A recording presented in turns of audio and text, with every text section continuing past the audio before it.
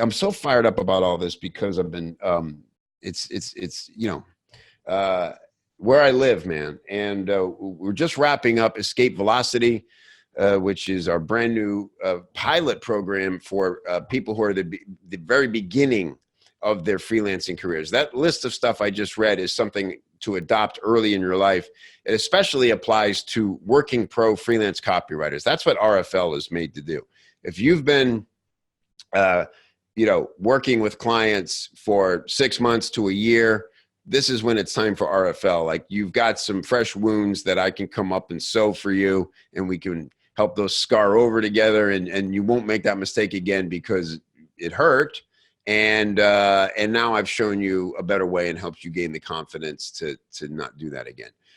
But Escape Velocity is for people who aren't there yet, and there's so many talented copywriters sitting on the other side of that fence going, man, how do I even start? Like, where do I get that first client? So we said, well, let's put together what we know and create a separate course just for folks like that. And it was called Escape Velocity, and it's fantastic. Rachel Mazza's been my co-coach in there, and it's been an amazing experience. I love the program. I love the people in it. They're getting amazing results. And one of the things we did there was we had fun with we improv. We did some improv games on our Q&A call a couple of weeks ago, because now it's the time in the program for them to go and start pitching themselves to their ideal prospects, and ideally getting on calls. And they were getting on calls with prospects. And we all know that's kind of the scariest part, right? I know for me, it was like, man, I had such low confidence in trying to sell myself as a professional. And when you're new, like, let's face it, man, like, you don't know all the lingo, you don't know all the, and you're just so scared that you're going to get caught saying something stupid or looking stupid, right? It's really scary.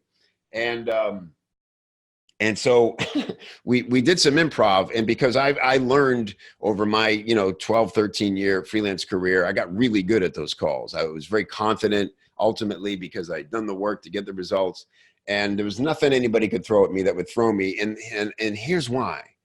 It wasn't because I learned some scripts. It wasn't because I read some books. Well, I did those things, but it was organic. And the difference is confidence comes from, I forget which rule it was. Oh, offers, right? Think and create offers for your business. When you know your package, when you know your offer and what's in it and what isn't in it, it's nobody can surprise you or throw you off with a question, because you just don't feel like you have to give an answer or give the right answer. You understand? It's that feeling like, oh my God, if I say the wrong thing, they're not going to hire me, and I'm in trouble. It's not a visit to the principal's office. It's two human beings who have a common desire to create good marketing, who are on a call to discover a little bit about each other and decide together if they should march forward and do work together. That's all it is. It's very organic. But it's just natural in the beginning to think, okay, this is a call for me to get a sale. And if I get a sale, then I'm off and running and I can pay that bill, and I got to do the right stuff. I got to say the right stuff. And if I don't, I'm going to screw it up. Holy crap. How are you going to survive that? How can that possibly go well if you're, you know what I mean? Freaking out. Like, like as salespeople in print, don't you love being sold well? Like, don't you know, like when you go in, say, to a car dealership or wherever, and you're there to buy something, don't you love when you get a great salesperson and they're just like so cool and collected, and they're like not desperate, and as opposed to that person who's like sniffing around and like and trying way too hard to create rapport, and it's just like, get me out of here, man, right? So just be the cool, collected person. All right. So we did this, and so one of the calls was really telling. One of the improvs revealed that that's what the person was doing. They really felt like they had to give all the right answers. And so I want to bring Mike on. You guys know my buddy Mike Lucas. Mike and I, it's so cool because Mike and I have such a fun history together of being stand-ups, which and now him being helping me in RFL and. Why do you just laugh when you see me? That's not cool. What's up, man? What point too? Okay. You have to live with Might that. be my fault. Hang on with it. Uh-oh, where'd you go? Oh, there we go. That was me. I got a weird thing. Oh. Yeah, you look good today, man. Like, thank you, I guess. I mean, that makes me think that other days I don't, so I don't know how to take that. You always look good. Thanks, man. I'm in my studio today, and by that I mean the corner of my office that I dress up to look as if there's something going on, you know. That's a smart idea. There's nothing back here about copywriting or anything. No, I wouldn't know what you do by looking at it. It's like On the Road with Jack Kerouac, like the stoner books. So, Mike, you and I have been talking a lot about, looking back at our stand-up careers where we really were freelancers, but had no idea what we were doing or about business or how to be smart about any of these things, and screwed ourselves out of a lot of opportunity by not taking that approach to it, right? Yeah, we hit a ceiling very fast. You hit the ceiling fast, even though we both did well. You did tremendously well. You were on the Tonight Show, all these things, but still, lack of business acumen was probably our Achilles. And so now, great thing, we get to help other people and learn ourselves how to do this better through RFL. And so I thought we would have a little fun. Let's do some role playing, and let's pretend that you are a freelancer, as you are. All right. And you are in the role of nervous freelancer, as I described, who feels like you have to give me answers to all the questions. Okay. How long have I been freelancing, would you say? Let's say, 6 months. Gosh. Oh, I'm a newbie. You've had a couple clients like that were kind of handed to you. Okay. And possibly related to me. Yes, possibly related to you. Okay. Or a neighbor. Right. And now you're out there selling your services, and you've written to me an email, and now we're going to talk about the project. Okay. And the project is, I need you to write, I have a golf product where I teach people how to golf better. Okay. All right. And I need you, and I want you to write some emails for me. Okay. Okay. Cool. Are you going to call me? Yeah, I'll call you. I'm just going to be sitting here by my phone. All right, cool. Just nervously typing away and doing. Well, we'll just, all right. Research. Random. It's ringing. Oh, geez. Hold on. I just got this. It's an iPhone 8. I don't know how to use it. Hold on. There it is. Hello, Mike Lucas, freelancer. May I help you? Hey, Mike. It's Kev Rogers. Oh my God, Kevin. Awesome. Thank you for calling. Yeah, man. It's just we had it on the schedule to talk about the emails. I know. It's so cool that you followed up on that. Thank you, God. That's unique. Thank you. So what's up? What are we talking about? Right. So yeah, we had the email exchange. It was about the golf product. We teach people, know, how to putt better. And so we need an email series written. Sure. I'm the guy for it. I love golf. You're a duffer, huh? Well, I was just golfing like the other week, and boy, it was fun to be out there, man, just on the hills and the dales of the course. And the 8-iron was a good one for me that day. I remember doing just right. research. It felt like research because I was just out there just duffing, like you were saying. Sure, man. Yeah, it was great. So I feel like I'm the guy for this. So you also write emails. Tell me about the kind of emails you typically write. Oh, well, I've been writing a lot of emails, quite a bit of stuff, like a lot of stuff, of course, the personal ones. I mean, right off the bat, that's I'm very experienced in that. I mean, like marketing emails. Absolutely. Yeah. Like I'll sell my family some things that, we do a fantasy football league. We do a fantasy Final Four league. That's kind of but nothing like professionally where you're writing. No, I'm getting to that. I'm getting to that. I just wanted to just sort of give you the background of what got me into this whole thing of email. Gotcha. Okay. And let me ask you, man, are you able to, like, from the tech side, do you also, can you load these into Infusionsoft for me? Yep. And into what now? Infusionsoft? Yes, yeah, Infusion for You know sure. Infusion? The soft one to me is the better one, because for a while we were doing the hard one, and you know, a lot of folks were getting a little like the feedback on that was just awful. And so what we do now is we do the Infusionsoft for sure. All right. We'll cut it there. So hilarious. All right. So that's essentially how it goes when you feel like you have to answer everything and you're just nervously trying to say the right stuff. So now we'll roll reverse, Mike. I'll do my best to be the confident freelancer, and you be the client. Okay, sure. Alexa, call Kev Rogers. Right away, Mr. Lucas. Bring, bring. Hello, it's Kevin. Hey, Kev Rogers, Mike Lucas. Need those golf emails done pretty soon. We talked about that about a week ago. Need you on that ASAP. Okay, yeah, man. Hey, it's good connecting with you, man. I appreciate you making time. So yeah, let me get some more information about what you're up to, and let's see if we're a good fit. Oh, okay. Yeah, absolutely. Shoot away, fire away. Do what you got to do. I'll just ask you 3 or 4 questions. It'll take us about 15 minutes, and then you can ask me anything you want, and then we'll see what's up. Oh, okay. So this is about the emails still?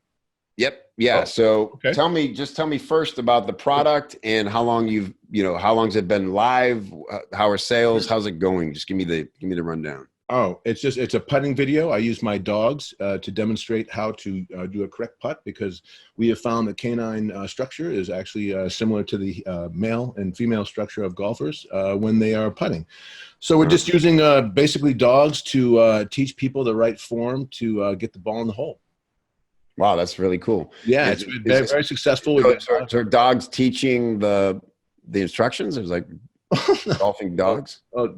Dogs can't speak English, Kevin. That's what we found out very early on in our research. And so what we've ended up doing is we've had dog specialists that are there that actually understand dogs. Canine trainers who that's interesting. I haven't heard that take before. Yeah, we don't call them trainers. That is a little bit insulting to both parties. Pros? Is it like golf dog pros? We call them dog friends. Dog friends. Okay. So tell me about your funnel currently. Like, just give me the customer journey. Somebody wants to golf better. Where do they find out about you? How do they become your customer? Oh, wow. I've never thought about this. I guess they're out putting horribly. And they are Googling at home that help with my putting.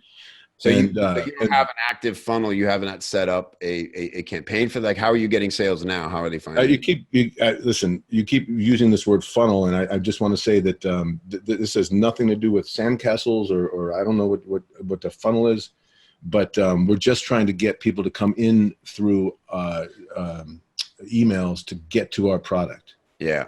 Okay. Listen, man, I'm just going to be real honest with you. It feels like you've got some work to do to like kind of create some direct. No, putt. You putt. Good boy. Go ahead. Yeah. Listen, man, I'm going to say we're not a fit. I appreciate your time, but you don't know how to do email calendar. And if you're not sure what a funnel is, I don't feel like we're going to be able to. I'm going to create results. I know what a funnel is. Just why would I use it? What is it? It's right. All right, man. Hey, thanks for making time, and I wish you the best. Getting into a small thing. All right. Take care. Huh? All right. So obviously that's an extreme. Oh, you made it in. Sorry, I'm still watching my dog putt. That's an extreme case, but. And frankly, usually people aren't that crazy when you get on the phone with them. But again, that was kind of how it went for me. In the beginning, I was very much like Mike was being, where I was just like, oh my God, I have to say anything and fake it, right? Fake it till you make it. And later in life, it was like, man, I could get off calls with non-qualified prospects in 5 minutes flat by asking about their marketing. And if, like Mike, they didn't know their own numbers or didn't know what was up, it was easy for me to say, yeah, we're not a fit. So, you know, what was funny about that, Kevin, is even just in doing the bit, immediately you took over and became, I realized, like, you guys always use a phrase like being the adult in the room.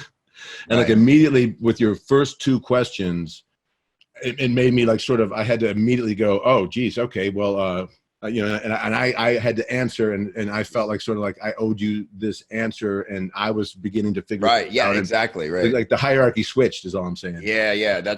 There's a thing that, you know, the person asking the questions controls the conversation. Right. And one other cool thing is that, and people get nervous, and I used to think I would hear that and I would see that it was true, that you can get across so much of your expertise just by asking good questions. Right.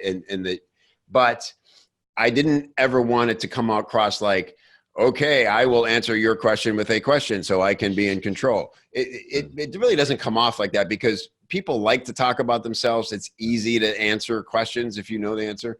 And so it's good to just immediately take charge of the call. And by the way, especially when it comes to copywriting, when you get on the phone with prospects, even early, they don't know what they should be asking you. It would not be fair to them to have them drive the conversation, because they need to know what you need to know. And by the questions you ask, they'll know how much you know. Does that make sense? Yeah. And if you ask them, so tell me about what you want in a copywriter.